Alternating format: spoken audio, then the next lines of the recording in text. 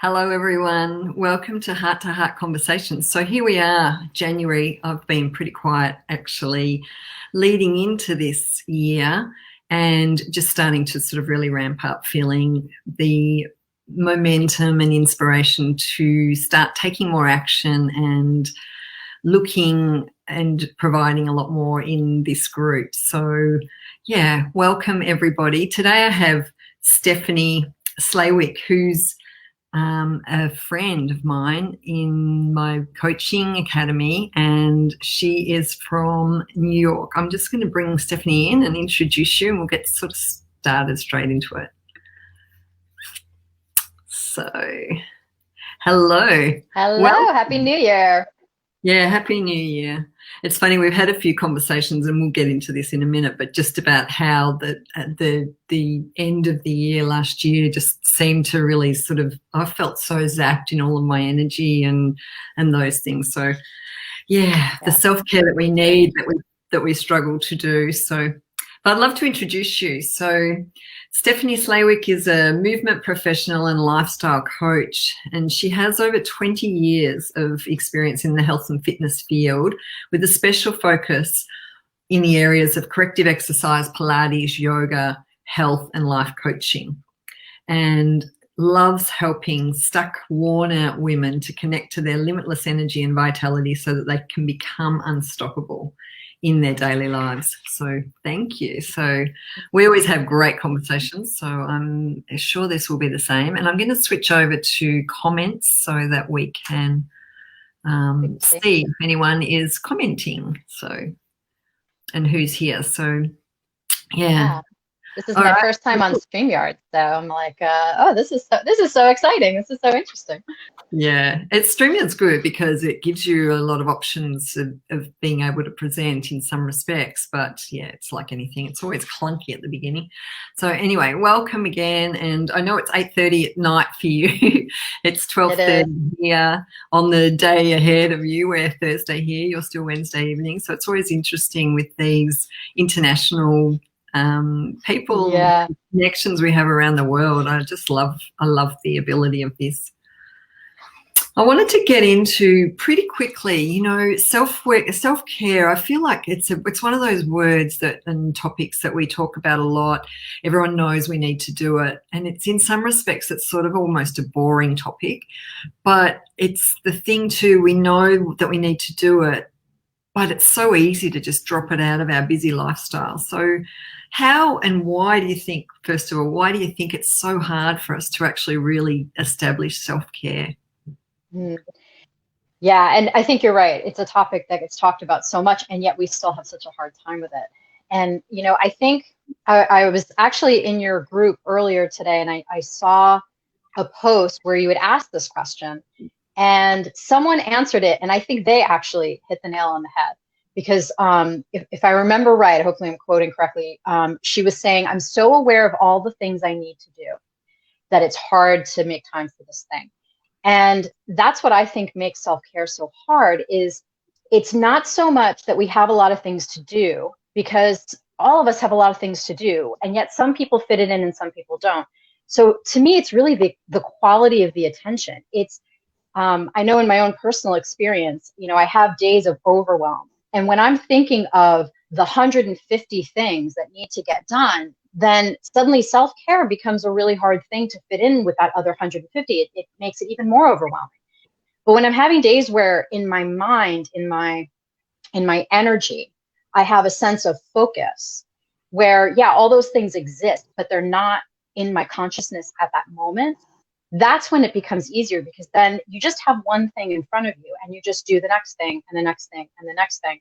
And then self-care, like, you can find those little spaces for it. So to me, it's really a quality of mind, of state of mind. You know, busyness is a state of mind. So I think that really is the secret, is changing what's going on at the level of the thought. Yeah.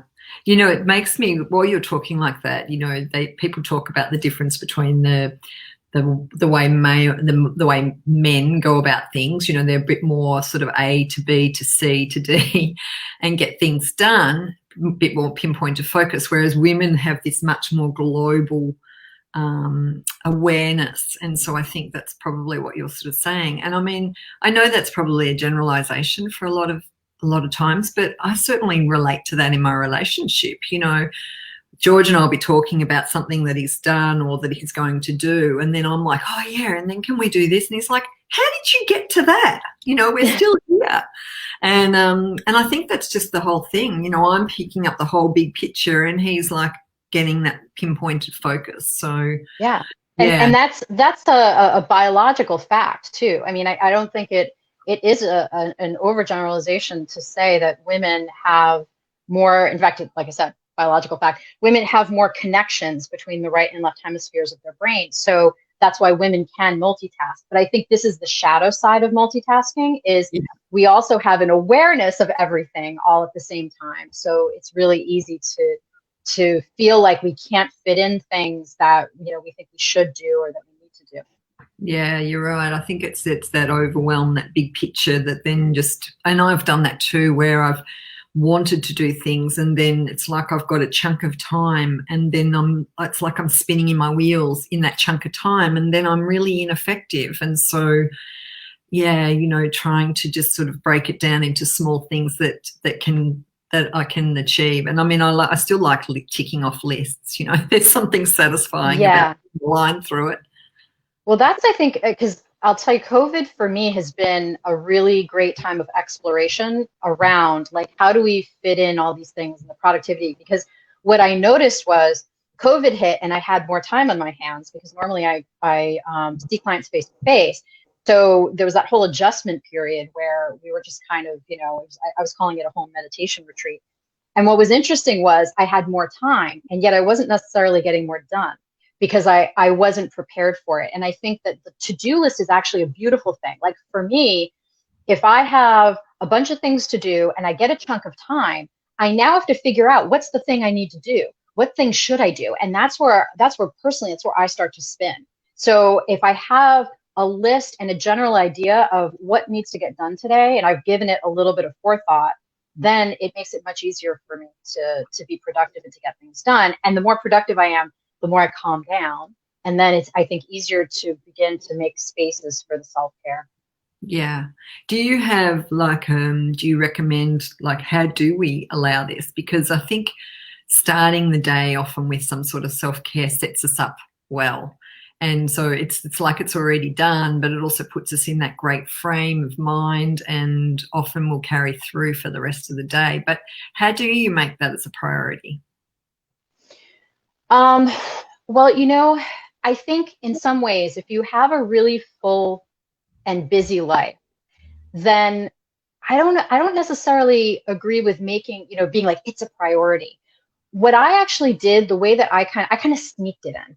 So I found these like little tiny self-care hacks, because really, again, if it's about a state change, if it's about a pause, if it's about taking a moment from being outwardly focused and just being inwardly focused, we can do that in a short period of time, you know? So like, yeah, in an ideal world, like in my ideal world, I would wake up early, I would meditate, I would have some tea, I would journal, I would, you know, like I have a whole list of things that I would do, but sometimes that can feel heavy. And so sometimes for me, like my practices are kind of on the go practices. Like one practice that I learned that I use that I love from one of my teachers is I think it's based off of heart math, but it's basically just, you know, tuning into the heart, taking a breath in and out through the heart. And the key is bringing to mind either a memory or a happy place, and literally just taking a moment to feel some positive feelings, whether it's love, appreciation, gratitude. And I have go-tos, and it's become a practice that I can do it so quickly. Like I can on the fly, literally, I notice I'm keyed up, and all of a sudden I'll just bring my attention to my heart. I'll bring to mind a happy memory.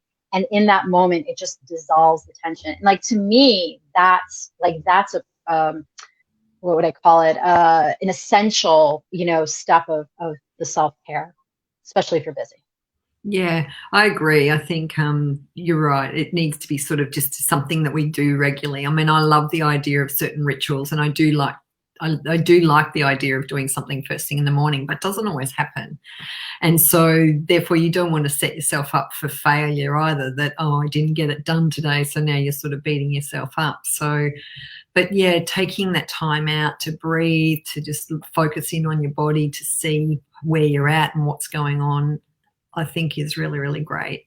And I agree. I've got a memory particularly of a time that, you know, I felt so just appreciative and connected, and like everything was sort of all going into place. And so now all I have to do is think very quickly to that memory and you get the whole state change. So anchoring in sometime, like what you said, sometime when it really is a fond memory, some sort of happy place, whether you were feeling really connected, really loved, loving, whatever it is, but using that as that anchor point to come back to really regularly is really great.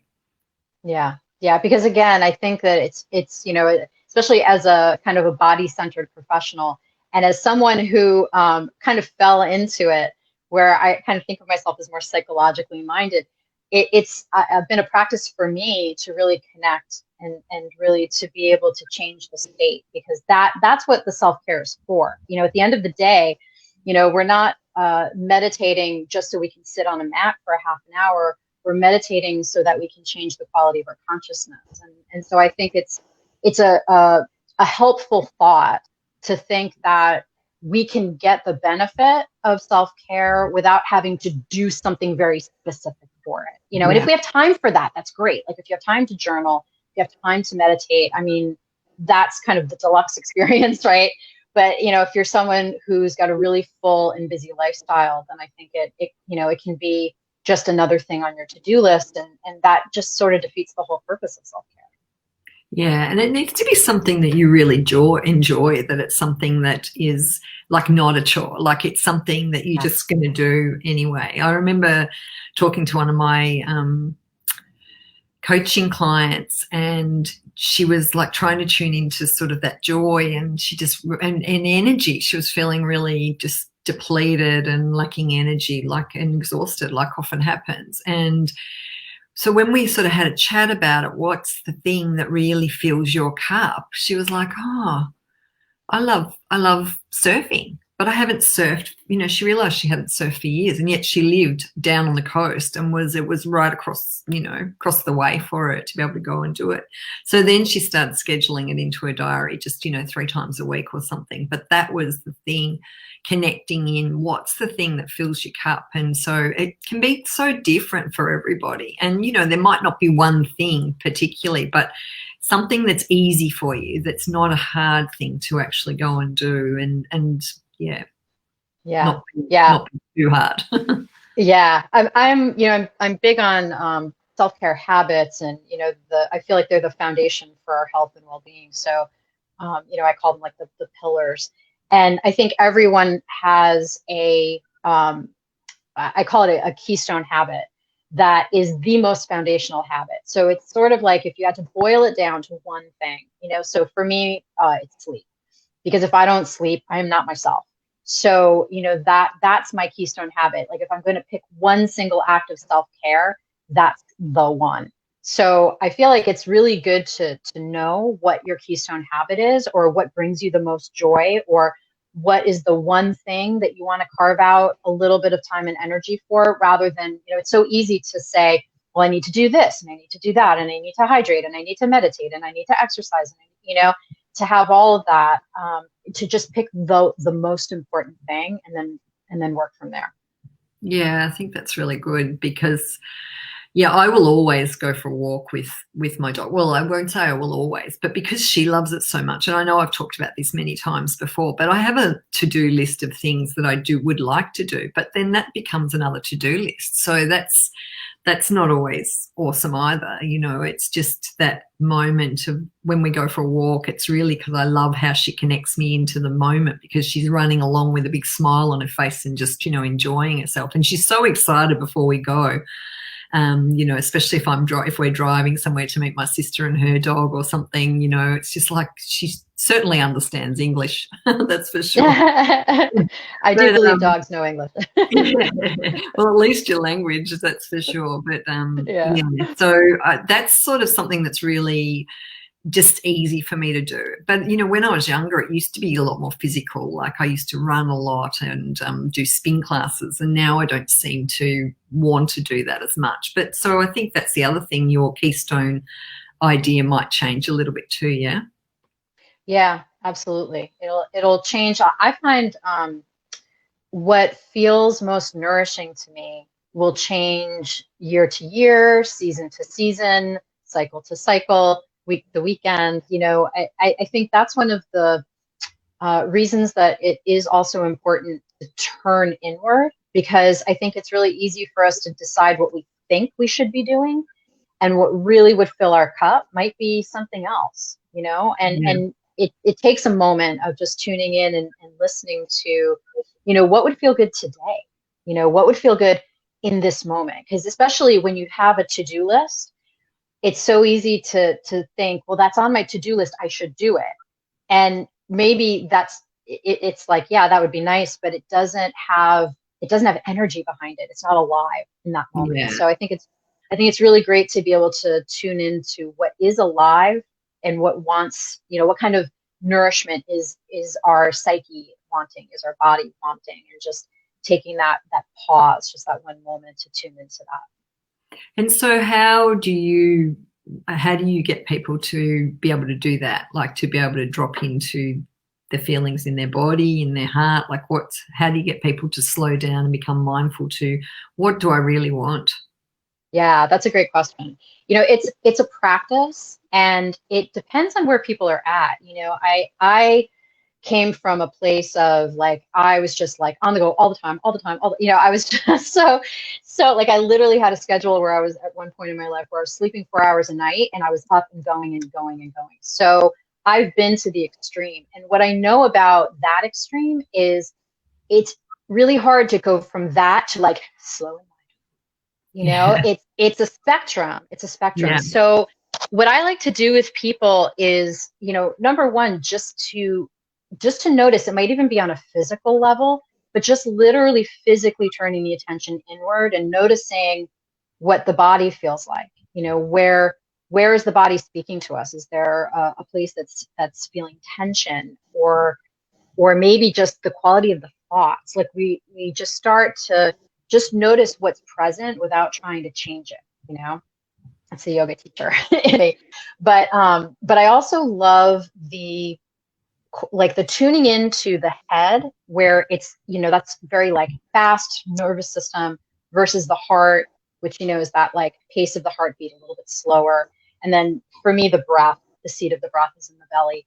And here it's that very slow pace. And we might not be ready to tune into that very slow breath, but it might just be tuning into like, okay, what's going on for me up here? You know, I've got a lot going on. I'm feeling so overwhelmed, and I'm just acknowledging that. And like that's the first step. Just, you know, just Yeah. really acknowledging what's already there. Just noticing it. You know, and That's that's a practice.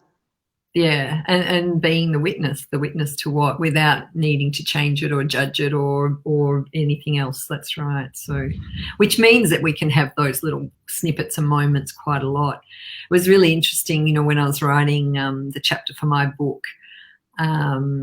I was talking about, well, what I discovered too was, you know, everything's vibrational, everything's energy. And so, of course, our thoughts are vibrating at a much faster rate than our body is. So just the fact that we turn and slow down and tune into our body is automatically going to slow down our vibration a little bit. You know, Yeah. not lower the vibration, but just slow it down. And so that's why I think that mindfulness idea is, especially when we tune it into how's our body feeling, it just can slow us and ground us a little bit. Yeah. And, you know, it's interesting about that is one of the things I notice is that a lot of times when we're kind of in that keyed up place, when we're so full and busy, it can be hard. You know, it's like, again, just sort of going from like 60 to 0 to drop in and really slow down. Sometimes you almost just sort of need to kind of keep up the pace, you know, like just it's almost like running alongside your thoughts for a second and then you gradually slow them down. There was a teacher who said something about that, where he would, if he was working with a client and the client was really keyed up, he'd get keyed up with it. And then he would entrain him back. And I feel like we can do that with our thoughts and with our bodies too. So it's, sometimes it can be frustrating. Like I know I have moments where I'm in a state and I really want to be slower and more calm than I am. But it feels like to get from where I am to where I want to be is, it's a big gap. So sometimes it starts with just, okay, here I am. Okay, this is where I'm at. This is where I'm at. This is where I'm at. Okay. And then very slowly just being with yourself and allowing yourself that space to slow it down. Yeah. Yeah. One of the tools I love is tapping, and I'm going to start doing a lot more tapping sessions into this group too. So just in little snippets, just because basically the idea with tapping is just that you're really honoring where you're at right now and you're not judging it, but actually because we're tapping on acupuncture points and speaking the words, it actually allows us to, it taps into the parasympathetic nervous system and just slows everything down. So that can be a really effective self-care tool that can be applied in just a few moments. But I think that's right. The keystone idea, or just these other ways that suit you, that are great for you, and just knowing that doesn't have to be for a big long stretch of time, that just these little moments can be really rejuvenating through the day. So one thing I want to ask was, you said that tuning into your own limitless vitality and energy, because sometimes it doesn't feel like it's limitless. So what do you mean by that? Oh, yeah, that's a great question. So I think self-care is a foundation for energy and well-being. So if we're not supporting our vessel, then it is going to be very hard to allow the energy to flow through us. But I believe that the energy does flow through us if we do open ourselves to it. So I think there is sort of a prerequisite that if you're running yourself ragged, I think we can tap into it in moments, but I think it's not a sustainable lifestyle, right? It's not a sustainable way to be. So in some ways, tapping into the limitless vitality is actually all about self-care and slowing down and everything that we've talked about. When you're doing that, I think this natural vitality, it rises up. And what I've noticed in my own life is, I've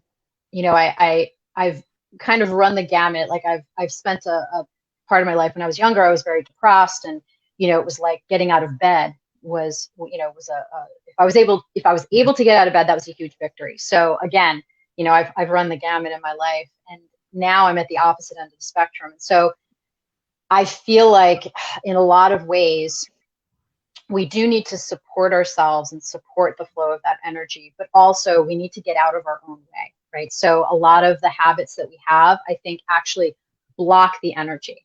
And that if we can just sort of, like, I'm very big on going with the flow, so if we can just kind of remove the obstacles to the flow, like, we get out of our own way, then I think it liberates a lot of energy. And I think a lot of our problems are actually energy problems. Like when we're feeling fear, when we're feeling resistance, when we're feeling like I can't do that, like, to me, that's actually the state of our energy more than it is about what's actually going on in our lives. Yeah. Yeah. Yeah, so I was really tuning into that sort of, and now I'm a little bit lost on where I was going to go next. So have you got any? Yeah, what do you think? Yeah. So, well, I can tell you one of the reasons I really got into this whole idea about energy. Well, actually, there were two things. One was I had this really interesting experience when I took a trip to Africa, and it was a business conference, a business retreat, and our graduation event was to jump off a bridge. We had to do this bridge swing. And I felt this incredible resistance. I did not want to do it. I don't like falling through space. Like, it doesn't feel good in my body, and, long story short, partly because of what I learned in this retreat, we were talking about this like CEO mentality. It's like sort of taking charge of our experience. And it was basically like having this really unstoppable energy, unstoppable state of mind. And I was able to live into that. And I just all of a sudden went into a state of acceptance, and I literally jumped off the bridge, and I didn't even get an adrenaline rush. Like they pulled me back up, and I held my hand out, and it was very steady. And so I feel like that state of mind is a state where anything is possible. It's an unstoppable state. And so when I'm in my daily life, just kind of going around doing my own thing, and I find that something gets hard, or again, like I'm resistant to it, I don't want to do it, you know, to me, it's about getting back into that state of mind more than it is about wrestling with the problem. Yeah. Yeah. Okay. So it's that sort of recognizing and knowing, and like we said before about anchoring into, I just remember back, you know, when I last sold my last house and we moved, and like the things that I was doing, because it was, you know, there was a deadline, but I enjoyed it too. But, you know, like, why I would go around and clean all the windows, and then it was like, okay, what's next? And then I would do that, and then I would do this, and then I would just, and it just kept going and going, and I just couldn't stop. And like now, if I clean the windows, I'm like, okay, that's it, I'm done, you know. Yeah. And so, but the thing is, I do know, like, I can anchor back into that place, that I do know that that is inside me. And so I think it's using a lot of those experiences and times to actually support us when we're not feeling it. But I think a big part of it too is accepting where we're at and not beating ourselves up either, but also not letting yourself off the hook and saying, okay, well, then I've got no energy today, so I'm just going to go and watch Netflix and have a glass of wine or whatever too. So because that doesn't really help either. That doesn't help restore your energy and get that vitality and life back into you, you know. Yeah. Well, sometimes it's you know, it's like a wheel that gains momentum. You know, sometimes you have to kick the wheel into motion. Like you feel like sitting on the couch with some Netflix and a glass of wine. But if you just give yourself that little push, sometimes you can start something into motion, and then you can kind of carry that energy along. And something that came to mind when you were just talking was also, you know, I remember in a group that I was in, one of our coaches, a woman had asked him, she had said something about like, I don't have enough energy. And he said, you need to get more passion in your life. You need to find something you're passionate about. And I think that's another key. That's another key to energy also, is, you know, having a why, having a purpose, having something that lights you up. I mean, that's, you know, like a pilot light, right? That can ignite, I think, a limitless amount of energy and overcome a lot of the obstacles and the low energy that we can face when we're just kind of executing our lives. Yeah, I agree. I think one of the things that I talk about a lot too is, you know, just who do you love being, sort of understanding the things that you like, because we always talk about doing, you know, I do this and I do that, but really who is it that you love being, you know, and then where you can tune into that, you know, whether it's I love being artistic, or I love being creative, or I love being organized, or I love being fashionable. It doesn't really matter what your love is, but tuning in and just knowing that you can be that wherever you are. So it doesn't matter what work you're doing or what other parts you know, even if you're doing the dishes, you can still be that way in your thinking. You know, for me it was, I love caring, I love helping people, I love, you know, being kind and respectful, and you know, it soon became apparent that I can do that anywhere. It doesn't have to be only in the work that I do. So once I let go of it has to be, you know, what I was doing in my work, then I could just sort of relax a bit and sort of take the pressure off myself. Yeah. That makes me think, you know, as you know, I'm a member of the Mama Gina community. So the one of the things that she teaches, you know, it's very much about pleasure. So she talks about it in terms of pleasure, but it's bringing pleasure, or whatever state. Like I love the way you said it. Like, you know, who do you want to be, or that state of being, bringing it into your activity. So like she would talk about, you know, doing your dishes in like, you know, like a boa and heels, you know, like, you know, it's like, how can you bring some of that identity, or some of that, some props, or some reminders, or something that brings you into that state, and you can be that no matter what you're doing, driving your car, doing your dishes, paying your bills, like you can infuse that, any of those things with quality, with a desirable quality to make it fun, interesting, sexy, whatever is kind of your, whatever lights you up. Yeah.